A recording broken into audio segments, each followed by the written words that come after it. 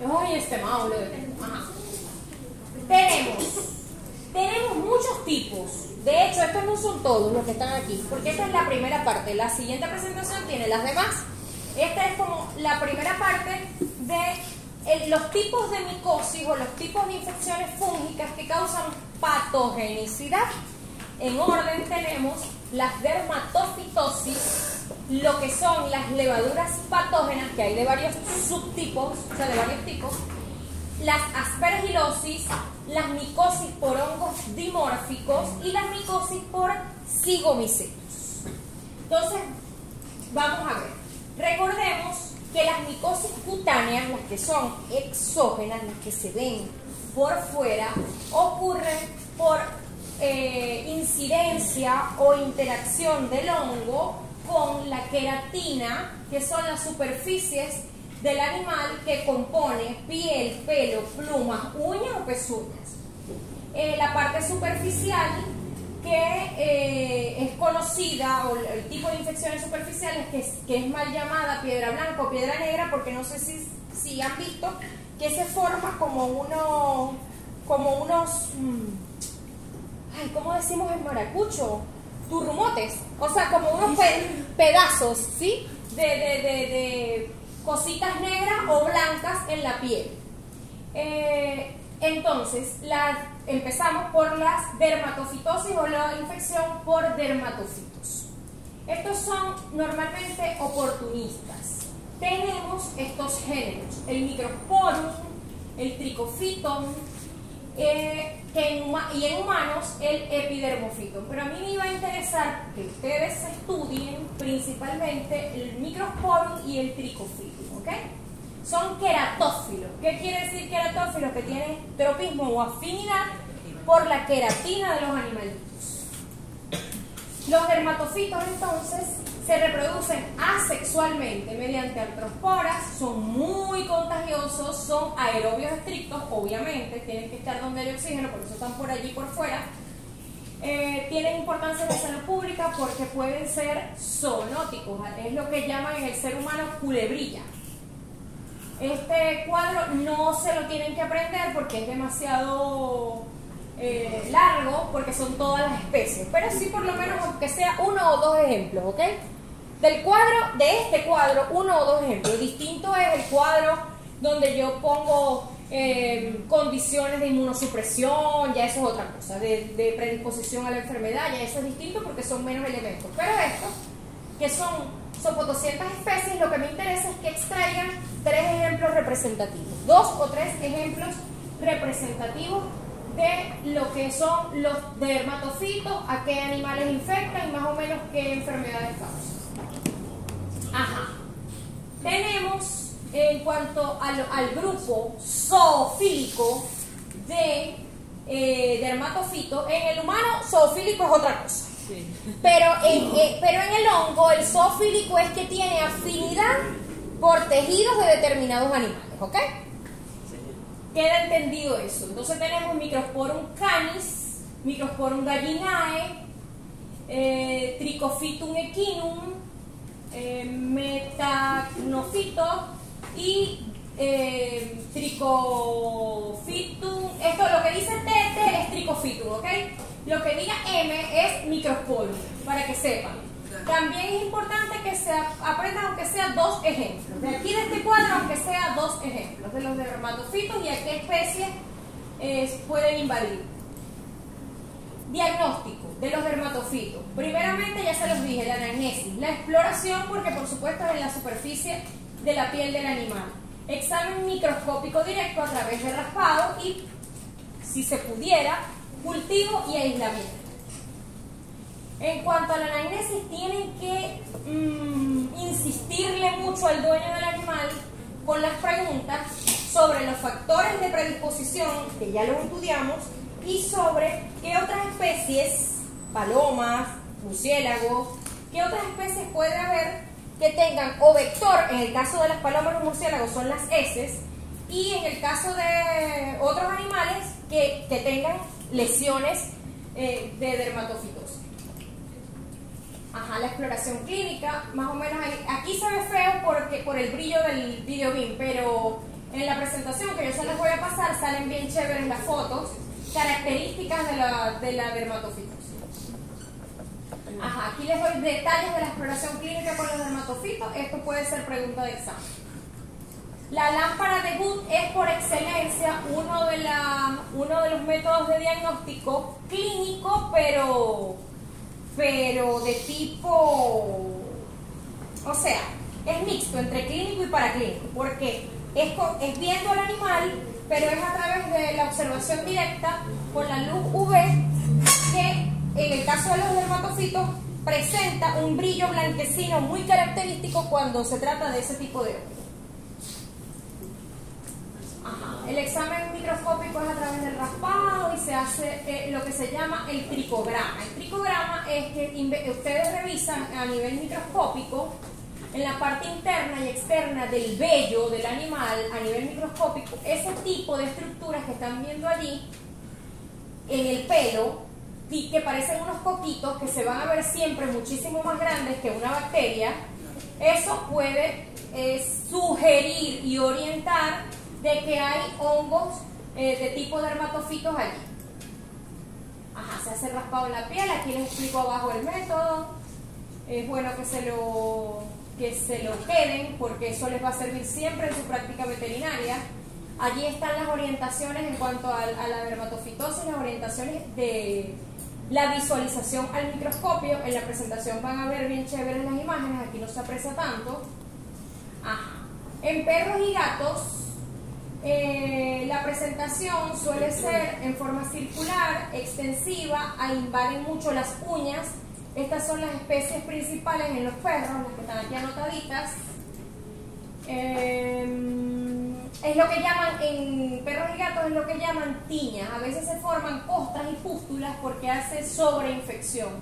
En ese sentido tienen que ser muy cuidadosos para no confundir el agente etiológico o el microorganismo u organismo que esté realmente infectando al animal. Profesora, yo recuerdo que, no sé, cuando estábamos hablando de perros y gatos había una enfermedad, en este momento no recuerdo cuál era, que se le hacían como alrededor de los ojos, como unas costras, y ahí también, respecto al hongo. En la calicivirosis se hacen costras alrededor de los ojos, de los gatos, por ejemplo. Pero ¿qué pasa? Que la práctica veterinaria les va a permitir a ustedes diferenciar las costras por dos razones. La primera, lo que te va a referir el dueño sobre cómo se originó la enfermedad. Te da un indicio de si es viral o si es micótica. Eso es lo primero. Lo segundo es que definitivamente las costras formadas por hongos son muchísimo más gruesas. Son gruesas y son como blanquecinas, o muy oscuras o muy claras, y son muy densas. Son densas en cuanto a la textura. Se puede hacer, se genera una hiperpigmentación que no se parece a las de origen viral.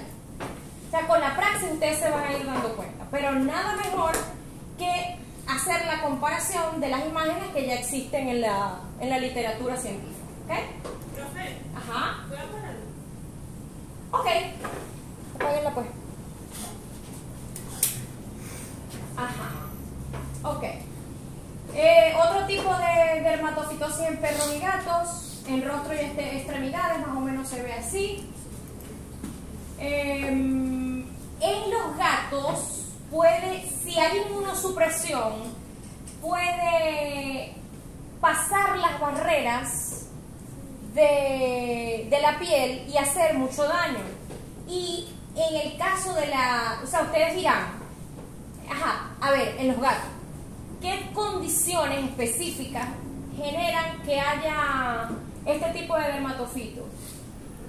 Los virus crónicos, las endocrinopatías, es decir, daños en determinadas glándulas que causen desequilibrios hormonales, y el cáncer en los gatos puede hacer que el gato se infecte y se invada de algún tipo de dermatofito.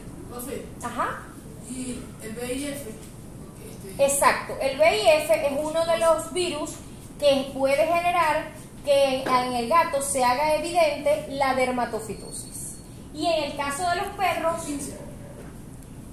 Ya te anoté. Y en el caso de los perros tenemos el Yorkshire Terrier, que no sé por qué, yo no lo sé, porque en la presentación no lo dice, pero supongo que debe haber una razón ligada a la genética y al genoma que hace que esa raza sea especialmente sensible o susceptible a los dermatofitos, o sea, a ese tipo de hongo de piel, ¿ya? Eso es un importante dato. Ajá. ¿Dónde son muy afines o hacia dónde son muy afines? Hacia lo que es las uñas y el lecho unguial, que es lo que quiere decir la paronychia, el lecho unguial, o sea, todo el cuerpecito del dedito, de la garra, de lo que es la uñita del animal. Ajá. El diagnóstico, aunque no es definitivo, el tricograma da una importantísima orientación, pero lo mejor, el gol estándar sería, si se pudiera, si hubiera los recursos, el cultivo y el aislamiento. En cuanto al tratamiento de la dermatofitosis, tenemos el champú o soluciones tópicas que tengan miconazol o enilconazol. Tienen que tener cuidado con el contagio zoonótico porque muchísimos, no es como con los virus que son muy específicos de los animales. Con los hongos ocurre que el humano que manipula al animal puede contagiarse perfectamente, puede contagiarse del hongo que el animal tenga, ¿ok? Entonces hay que tener mucho cuidado en su manipulación. Yo solo tengo una pregunta. Ajá. Para la transmisión de los hongos, ¿necesariamente tiene que haber una discontinuidad de la piel para transmitirlo por contacto directo? Así No necesariamente tiene que haber discontinuidad de la piel. Si el hospedador tiene, fíjense los factores que hay. Si son demasiadas las esporas, así no haya discontinuidad, puede haber una invasión de la queratina de la piel. Y si el animal o el humano es muy inmunosuprimido, tiene alguna enfermedad, alguna inmunodeficiencia, así no haya discontinuidad, también va a haber invasión de la piel. Fíjense que hay personas con VIH que no están tratadas, que no están tomando sus antirretrovirales y les sale determinado hongo. Es más, no es el caso de los dermatofitos, pero les voy a poner un caso que se los iba a decir al principio de clase y lo olvidé. Un caso así dramático, pues. Me dice una gran amiga, una de mis mejores amigas es la directora de hematología del universitario. Y ella me escribe hace unos meses y me dice: Maye, el aspergillus tiene una hifa específica, ¿cómo más o menos es microscópicamente la mucormicosis? Y yo fui corriendo a ver para asegurarme y le expliqué cómo era el tipo de hifas y todo, ¿no? Y me dice: es que estaba presintiendo que tengo una pacientica con un tipo de leucemia, un tipo de neoplasia, que tiene mucormicosis, pero ya se fregó porque la tiene en la nariz. Ya de aquí a 2 días que yo la pueda tratar, ya se le ha comido el hongo toda la nariz, le va a llegar al cerebro y ya ella no va a pasar de esta semana, se va a morir. ¿Por qué pasa eso? Porque con las neoplasias, el poder de defensa contra esos hongos, y la paciente hospitalizada en el universitario, y ustedes dirán: pero ¿por qué se contaminó? Porque en cualquier lado puede haber esos hongos, en cualquier parte. En el aire, aquí mismo, en el aire que botan los ductos del aire acondicionado, en cualquier lado.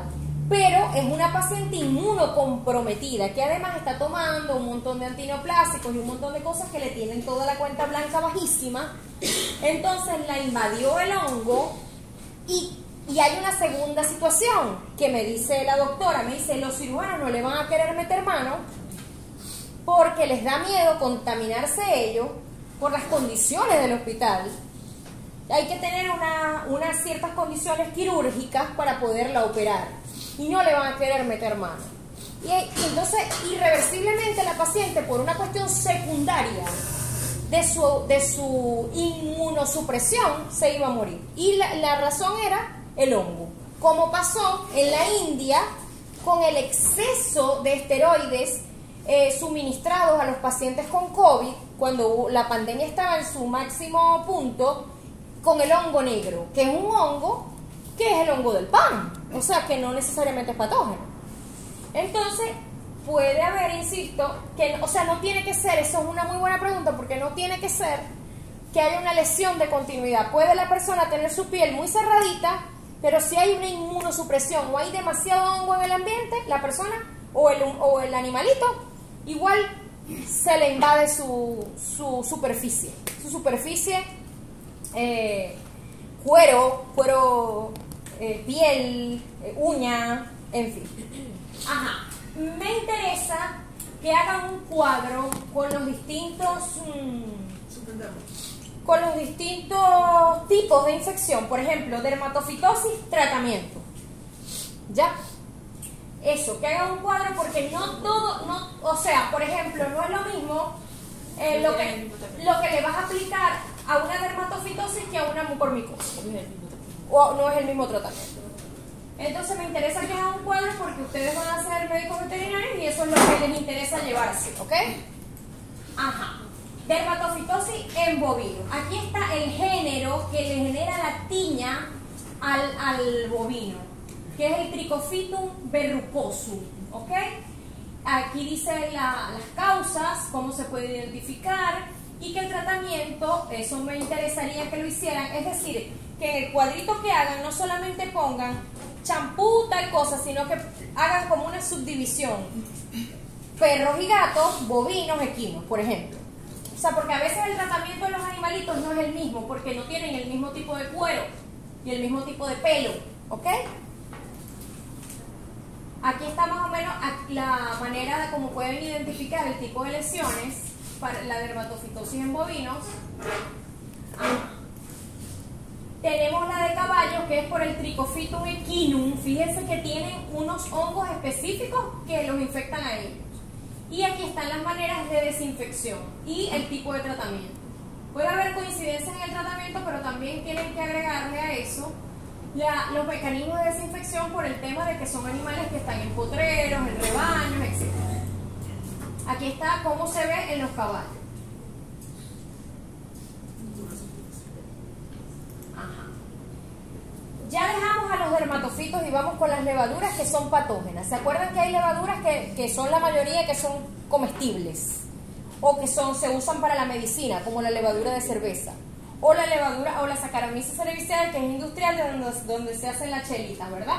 Bueno, tenemos así las levaduras patógenas. ¿Cuáles son las familias, los taxones de las levaduras patógenas? Son dos principalmente, las ascomicotas y las basidiomicotas. Dentro de las ascomicotas, las que más afectan a nuestros animales es la Candida albicans o albicans. Y dentro de las basidiomicotas, las que más afectan a nuestros animales son las Cryptococcus neoformans y la Malassezia pachydermatis, que es la maravillosa de la caspa y de la dermatitis seborreica, ¿ok? Esas son levaduras patógenas. Si yo les digo cuáles son las dos familias de levaduras patógenas, no me vayan a salir con Cándida, me van a decir el nombre que yo les estoy hablando de familia. Si yo te digo, decide cómo es tu apellido. Si yo te digo, ¿cuáles son tus dos principales familias? Tú dices Guerra y ¿qué más? Guerra López. Bueno, decís Desiree, ¿verdad? Exacto, es lo mismo. ¿Cuáles son las levaduras patógenas? Ascomicotas y basidiomicotas. Dentro de las ascomicotas y las basidiomicotas, dame una especie de interés, para tu animal. Ahí entonces ustedes me dicen, porque me tienen que hablar en los términos que son, sin el revolver la gimnasia con la magnesia. Entonces, tenemos a las ascomicotas y las basidiomicotas. Vamos para adelante. Candida albicans, ¿que pertenece a la familia? Estamos atentos. Ajá. Es la levadura patógena más frecuente en los animalitos. A veces inclusive está en su flora natural, sin hacer mayor daño, pero siempre son patógenas. Lo que pasa es que están en una cantidad como que el sistema inmunológico las tiene ahí aguantaditas, ¿ok? Se presentan en forma de pseudohifas y son parásitas, van degradando, mira cómo le van poniendo la piel al animalito, en los pliegues de las orejitas, en las garras, en las uñitas, ahí es donde prefieren estar. ¿Cómo ejercen su patogenia, este tipo de levaduras patógenas, su patogenia y su virulencia? A través de un tipo de enzimas y de moléculas.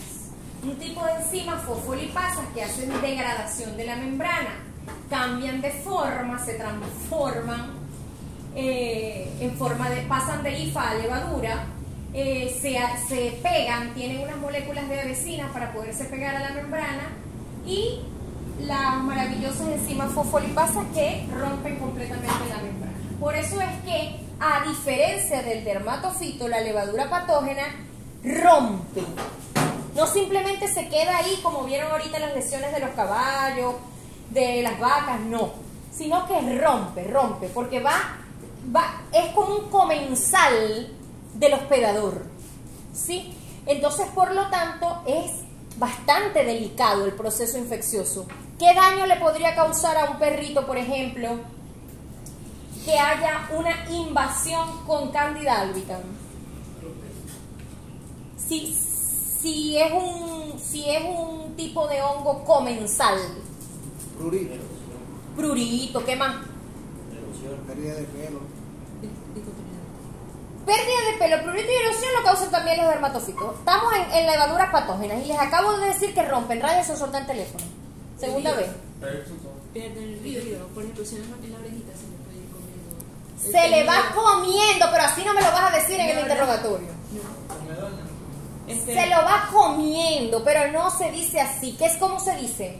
Pérdida del tejido, de continuidad del tejido. Pérdida de continuidad del tejido, correcto. ¿Qué más? ¿Cuál es el número tuyo de Siren? No te lo sabes. 14. Ah, te lo sabéis, ¿verdad? La otra vez, 14. 21. ¿Por qué 21? Yo dije florito. Ah, ¿cómo está ahí? No te había visto. Y contrasta ese. ¿Cómo no lo va a ver? Lesiones con pu. Lesiones con pus. ¿Y las lesiones con pus de qué son características? De infecciones bacterianas. Entonces, ¿cuáles son las complicaciones? Sobreinfección Bacterias. y lesiones de continuidad. De continuidad. Apréndanme a hablar. Tanto que nos viene el profesor de eso y los raspa y no aprenden a hablar. El 6. No. A ustedes no los raspa. Ajá. La forma mucocutánea en la que afecta a los pequeños animales es la cavidad oral, en el tracto gastrointestinal, en el tracto urogenital y en los pliegues de la piel. Donde haya pliegues, a ellas les encanta estar allí a la cándida, ¿ok? Ajá. La clínica, ¿qué le causa? Pues, ¿qué condición clínica le causa a los hospedadores? Miren, este cuadrito sí se lo van a tener que resolver. Ay, no vengan ustedes, que los demás cuadritos yo les dije que unos ejemplitos ahí. Este cuadrito, en cambio, es que ¿cómo no se lo van a aprender? La levadura patógena, en el caso de la... Esas clases son. Es que ustedes no vieron los nombres al principio. Esas clases son de lo que te creen. ¿Esa obra de quién es? Lo que pasa es que yo les pongo color. La profesora las modifica, pero la base es de Decio. Claro, porque él es el Él veterinario. quedaba la materia. Es que él es el veterinario. Ya yo después seguiré transformando. Bueno, hasta que me arrepiente y me vaya. No importa, ya nosotros la vimos, que lo Ay, sufriera más. qué egoísta. Qué egoísta. Y si a mí me tocara darle bacteria a los que no lo han visto. Bueno, no importa, no somos nosotros. Porque a mí me hicieron firmar, cuando concursé, me hicieron firmar una carta que decía que las materias donde no hubiera profesores, que yo estaba dispuesta a darlas. De bacterios. Para este semestre entrante, tiene que dar bacteriología. No, la profesora Gloriana es muy buena, ella entró conmigo, ella es mi amiga, ella es muy buena. Que ella da bacteriología. Y se pasa con Ajá. Este cuadro es importante, ¿por qué? Porque sí, yo sé que hay varios cuadros, pero primero, en los que hay un montón de especies, no quiero que se lo aprendan. Con uno o dos ejemplos me basta, o dependiendo, con dos o tres, dependiendo de la diversidad de ejemplos que haya. Pero en estos sí me interesa que se lo aprendan. ¿Por qué? Porque si hay un hongo que es patógeno, que se hace patógeno y que es demasiado común, en los animales superiores es la cándida. Por lo tanto, es una pregunta importante de examen. La cándida. Es más, ustedes van a tener, ahorita yo lo que les esté diciendo de pregunta de examen muy probablemente sea lo que les salga al grupo que va a presentar la semana que viene, ¿verdad? Sí. Y todo lo que le pregunten al grupo de la semana que viene, no se lo voy a preguntar al de la semana de arriba. Y así ya van a saber qué es lo que va de tanto material, qué va y qué no. Así que tienen muchísima ventaja. Lo que tienen es que estudiar porque este tema es importantísimo, sobre todo para pequeños animales. Y también para grandes, porque hay unos daños bien terribles, sobre todo la micotoxicosis que se da en animales de pastoreo, que bueno, causan increíbles pérdidas, ¿ok? Entonces aprovechen la oportunidad.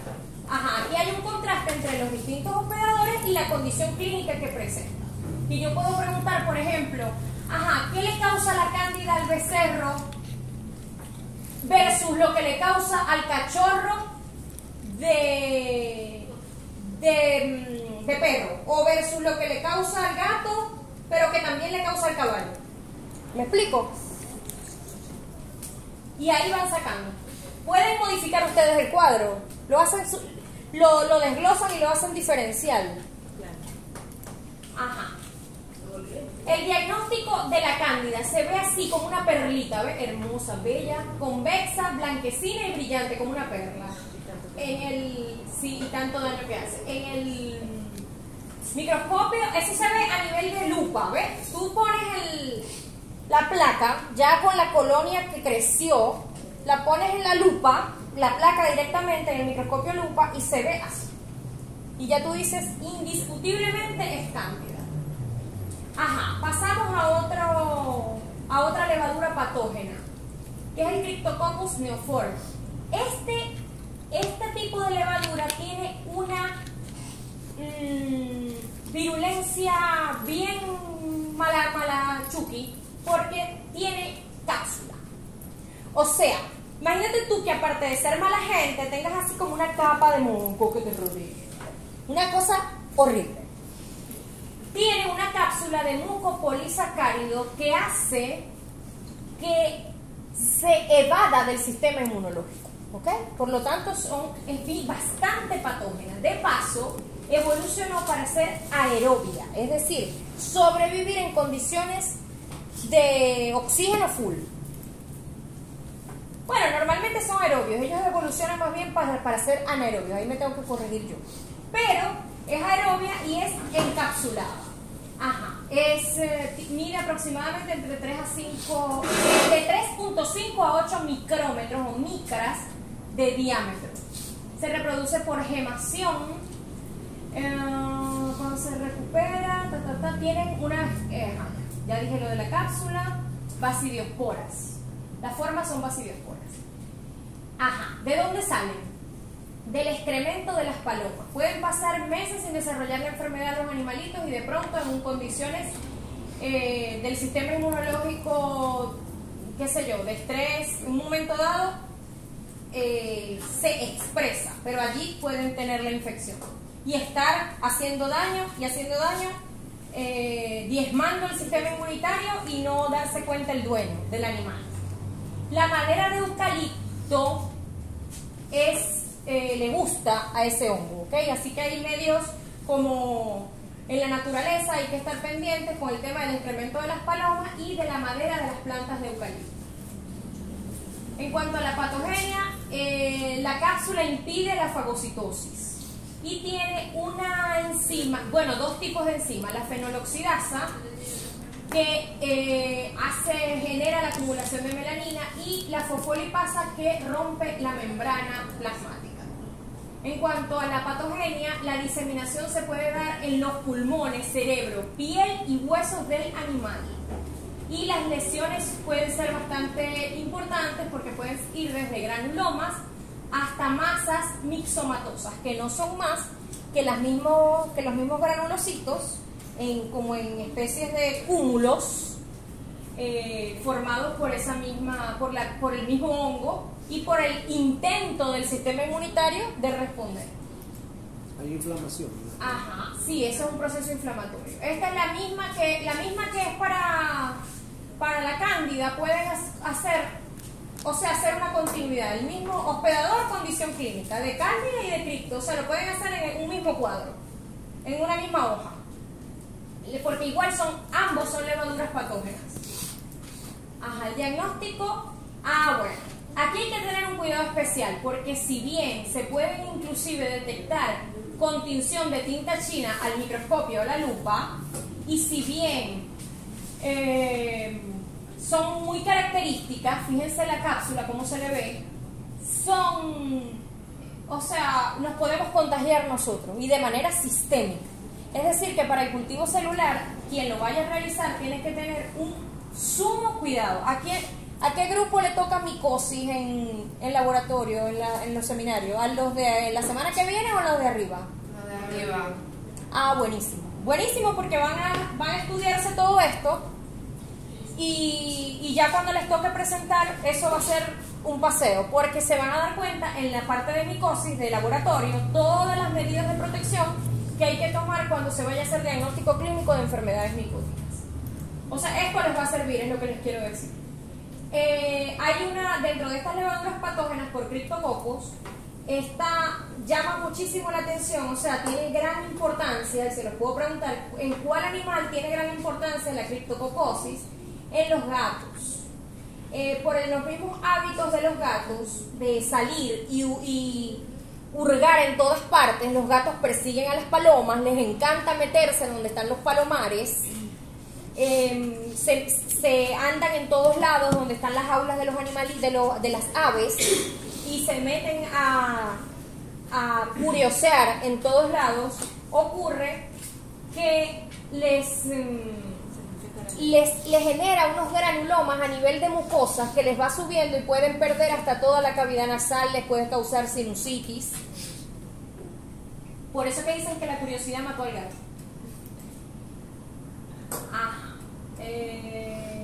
Esto es más de lo mismo. Aquí habla de cómo sería el tratamiento que hay que darle al animalito. Si yo les pregunto ¿qué criptococo es importante en pequeños animales o en qué animal es importante la criptococosis? Ustedes me dicen en el gato porque hace esto y esto y esto. Usted dijo que la curiosidad mató al gato. Entonces yo te hago otra pregunta y te digo, dime cuál es el protocolo de tratamiento a seguir y durante cuánto tiempo le aplicas ese tratamiento al gatico que se puso de curioso y que le dio criptococos. Seguimos con la otra representativa levadura patógena responsable de la caspa y que antes se llamaba Pityrosporum. Es una levadura patógena comensal y tiene una gran afinidad por las glándulas sebáceas. Por lo tanto, siempre va a estar por donde los animalitos tengan más grasa. Se forman brotes como en forma de collarete. Al principio parecen unas botellitas y después se hace como una especie de collar alrededor de los folículos pilosos de los animalitos y va haciendo grandes costras y puede causar acumulaciones de sebo muy malolientes que se da por efecto de las lipasas que posee este tipo de levadura. O sea, rompe la queratina, genera una reacción de hipersensibilidad en el animal, es muy proclive a ocurrir ese tipo de infección en animales inmunosuprimidos, también le gustan mucho los pliegues cutáneos y por el efecto de las lipasas puede causar exudados grasos que tienen un olor característico. Puede causar una otitis externa en los perritos. Esto es importante para la malacesia, así como la criptococosis es importante para los gatos, así como la cándida también es importante para perros y gatos, ¿ok? O sea, son como las representativas, las enfermedades representativas. Además, como siempre en los perritos, siempre causa otitis, correcto. Sí, más común. En cuanto al diagnóstico de toditas, ya la hemos visto que es principalmente la observación de colonias en cultivo, ¿verdad? Pero particularmente este tipo de levadura, la malacesia, se detecta y se ve muy nítida con coloración al microscopio con azul de metileno. les voy a pasar rapidito la siguiente, ¿ya? Porque aquí, hasta aquí, mis bellos, llegamos con estas, ¿cuáles estudiamos hasta ahorita? Dermatofitosis y levaduras patógenas. ¿Qué dijiste? Que esa lámina es muy usted. No, esa de eso. No, por lo que dice, gracias, Bayers. Por eso. Que esa lámina es muy mía. Él no les va a decir eso. ¿Cómo va a ser? Lo extraterrestre. ¿Cuál es el extraterrestre? Ponemos una cara a un extraterrestre. Ay, no. Ay, Dios, este bicho no me responde. Me molesta.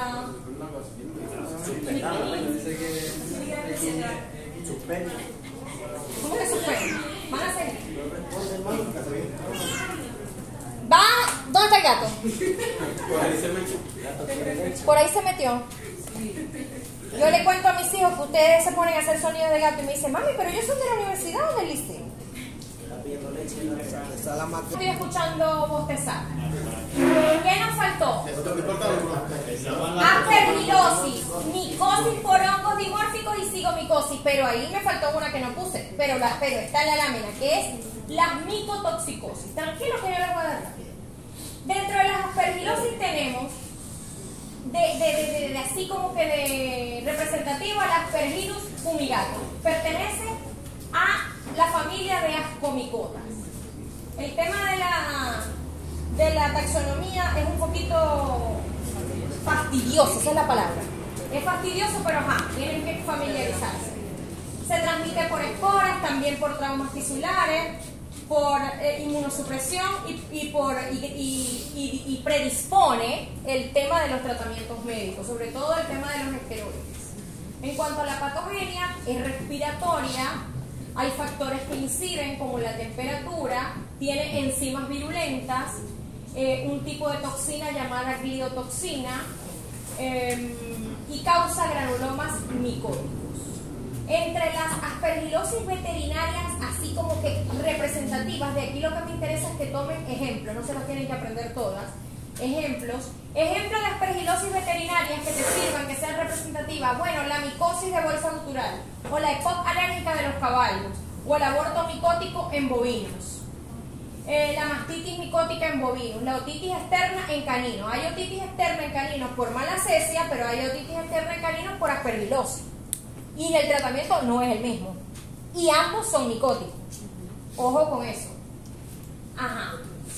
Aquí están, no me voy a extender en el ejemplo de cada tipo. Ya sabemos que son representativas. Eso no es alergia, eso es gripe, lo que vos tenés, muchacha. Ajá, y me la vas a pegar. Ajá. Aquí está el aborto micótico. De aquí se aprenden las que les guste. O sea, traten de tomar algunos ejemplos de las aspergilosis, porque aquí hay suficientes. En cuanto al diagnóstico, por supuesto, lo macro y lo micro, ¿verdad? En el macro está el cultivo y en lo micro la visualización microscópica característica que tenga el hongo, la forma, la morfología que está en las primeras láminas. El aspergillus crece en agar saburado de dextrosa, ese es su medio de cultivo por excelencia. Ok, nos vamos a los hongos dimórficos. ¿Por qué se llaman dimórficos? Porque se pueden presentar como moho o como levadura. El moho es pluricelular macroscópico, la levadura unicelular y o microscópica. Puede haber levaduras que por el exceso de colonización se vean al ojo, pero eso no quiere decir que no sean unicelulares. Así como puede haber mohos que aunque sean pluricelulares, se puedan observar igualito al microscopio con sus características muy particulares, ¿ok? Ajá, entonces, dentro de estos hongos dimórficos, ¿qué me interesa que se sepan principalmente cómo se llaman? Son 4 tipos de hongos dimórficos, principales de interés veterinario para efectos de las enfermedades que causan. El Blastomyces, el Histoplasma, el Coccidioides y el Sporoclys. Ya, son esos 4. Aquí están más o menos las representaciones gráficas, después las ven con calma. igualito en el cuadro, esto es cada uno de los tipos. Pueden aprenderse vida y milagros de uno solo. ¿Qué quiero decir? Díganme los 4 hongos dimórficos, me dicen los nombres de los 4 hongos dimórficos. Pero si me vas a hablar bien, en cuanto a enfermedad, distribución, hábitat, hospedador y lesiones, puedes escoger uno, el que tú quieras, uno. ¿Ok? Les estoy dando el chance, van a seguir con el gato. A verlo. ¡Ay, Dios mío!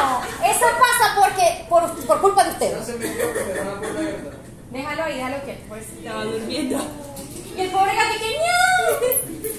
Ajá, aquí están desglosadas más o menos las que acabo de nombrar, la blastomicosis, la histoplasma, como es, la histoplasmosis canina. Se pueden aprender una, ¿ok? Pero de los nombres me interesa que se aprendan los 4 nombres de los hongos dimórficos. ¿Y qué es un hongo dimórfico? ¿Ok? Sporotrix chain. Esos son nombres latinos o griegos. Normalmente son latinos. La esporotricosis equina, lo que sea. Si a ustedes les encantan los pequeños animales, ¿cuál es mi sugerencia? Que de aquello que les estoy mandando a escoger, lo que se van a aprender, se aprendan lo que a ustedes les guste. Lo de pequeños animales. Si lo de ustedes son equinos, se aprenden todo lo de hongos del equino. Es un gato amarillo. Si les gustan si ustedes trabajan con bovinos, se aprenden todos los ejemplos de bovinos. Pero se lo aprenden bien, que me lo sepan explicar. Ajá. La cigomicosis. Estas son las famosas causantes de la mucormicosis. Causan mucormicosis y también otro agente es el Rhizopus y Lichtenstein. Ay no, a mí no me dice botella. Son de distribución mundial, pertenecen al virus Zygomicota. Son saprófitos ampliamente distribuidos que causan infecciones oportunistas esporádicas asociadas a enfermedades crónicas de la mucosa nasal, tejido subcutáneo. O sea, pueden estar ahí muchísimo tiempo. El sistema inmunitario los tiene ahí, porque en verdad no son patógenos obligatorios. Ajá, son los llamados hongos de alfiler o del pan, crecen muy rápidamente. De ahí vino la famosa epidemia del hongo negro en la India. La mucormicosis es la que yo les hablaba que le pasó a esta paciente, que ocurre en piel o mucosas y puede causar lesiones muy graves si no es controlada. ¿Y ocurre por qué? Por problemas de inmunodeficiencia, tratamientos con antibióticos, tratamientos prolongados con antibióticos, corticosteroides, panleucopenia en el paciente, infecciones graves como la peritonitis, vasculitis trombóticas, etc. Y causa granulomatosis, ese tipo de lesiones inflamatorias características de todos los hongos. Formas clínicas de la mucormicosis. ¿Qué me interesa de la mucormicosis, de la cigomicosis? Los tipos, como en todos los hongos se los he pedido. Pero básicamente de la cigomicosis, ¿qué me interesa? Las formas clínicas de la mucormicosis, que son poquiticas. Bovino, caballo, perro y gato. En cuanto al diagnóstico, igualito tienen que revisar la clínica como con todas las demás especies. O sea, viene siendo la misma clínica o la misma característica de lesiones, de infección, de patogenia en todas las 3 especies. Causa rumenitis micótica en el caso de los bovinos, de los animales que no son monogástricos. Es como la enfermedad más característica de la cigomicosis o mucormicosis. Rumenitis micótica. De importancia en grandes animales, de importancia en bovinos. Ojo. Ajá. Finalmente, hay un tipo de enfermedad que causan los hongos que no es infección. No es infección. Y si me contestan que es un tipo de infección, está mal. No es infección. La micotoxicosis no la ocasiona el hongo de manera directa. Inclusive no tiene el animal necesidad de estar invadido por el hongo o de que el hongo haya tenido contacto con él para que le dé una micotoxicosis. La micotoxicosis consiste en la producción de toxinas por parte del hongo. Puede ser, por ejemplo, en el trigo, en los granos de un molino, de una despensa, en un depósito donde haya perrarina, gatarina, y se acumule y haya mucha humedad, mucha oscuridad, condiciones anaerobias, y se reproduzca el hongo porque ambientalmente está óptimo, y al punto que se reproduzca, que segregue esas toxinas que para ellos son naturales, sus sustancias naturales, y entonces ese alimento o ese ambiente o esa sustancia se entra en contacto con el animal y el animal consume la toxina, no el hongo, la toxina que produjo el hongo que una vez estuvo allí. ¿Ok? Esa es la micotoxicosis y eso nos puede afectar a todos, pero en los animales que se alimentan con alimentos industrializados al mayor es muy común. Dentro de las micotoxicosis me interesa que se aprendan los nombres de las 4 principales: aflatoxicosis, ergotismo, ocratoxicosis, estrogenismo micótico. Tenemos lo que causan en líneas generales y a los animales la micotoxicosis. ¿Y qué hongos pueden causar esas toxinas termoestables que se ingieren y que aún en mínimas dosis se acumulan y hacen mucho daño? Entonces allí está toda la característica. Este diagrama está buenísimo. De las micotoxicosis me interesa este diagrama. Los 4 tipos de micotoxicosis y este diagrama. Que alguien sea capaz de escribirlo en la pizarra.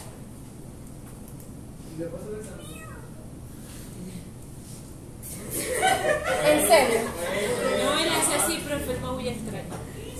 El maulla es como los compañeros tuyos. El maulla así todo raro, no maulla como un gato normal. Ajá, aquí está aquí van a desglosar bien cómo es, esto es importante, la clínica de cualquier micotoxicosis, a qué niveles, qué importancia tiene vigilar el lote de los alimentos, la vigilancia y la descontaminación del campo cuando se está extrayendo el trigo, el pastoreo, tener cuidado con que no haya donde el animal está pastando, no haya un cúmulo de hongos porque ahí puede haber toxinas. ¿Vio, profe? Sí, ya lo escuché. ¿Qué hongos causan la aflatoxicosis? Aquí dice. Seguimos con miren la importancia, ¿ves? Mirá, en becerro, la aflatoxicosis, ceguera, tenesmo, diarrea, convulsiones; en perro, depresión, anorexia, vómito, diarrea, ictericia, epistaxis. O sea, es fuerte. También es prácticamente mortal el ergotismo. Causa daños convulsivos y vasculares. Dejen la guachapa que ya estamos terminando. La ocratoxicosis es causada por las toxinas que segrega el aspergillus, el penicillium. Y ahí no entraría el aspergillus fumigato. sí, puede entrar, claro que sí. El aspergillus fumigato, como no, o sea, cualquier aspergillus. Y aquí están las especies del estrogenismo micotóxico y de dónde, miren en las notas, que eso se las voy a pasar, las notitas que están abajo, ahí dice de dónde se puede ubicar estas micotoxinas. Fíjense, trigo, centeno, arroz, en fin. Bueno, ha sido un placer darles clases este semestre. Yo sé que sí. Profesora, ¿cuántas preguntas